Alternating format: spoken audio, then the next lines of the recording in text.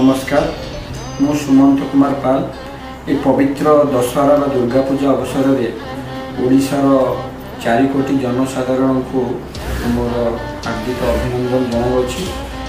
एई दुर्गा पूजा रे माँ दुर्गा समस्त परिवार को सुखरे रखंतु, शांति रे रखंतु एवं समृद्धि प्रदान करंतु। ए मोर माँ दुर्गा निकट में आशा। आम कंपानी बहुत गरीब जनसाधारण अच्छा जो मैंने कि बहुत दुखरे अच्छा मु प्रभु माँ दुर्गा पाखे आशा करुँच से बहुत खुशी रखु।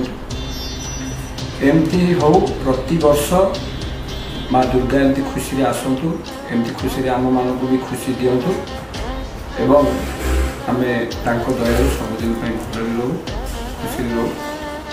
जय जगन्नाथ।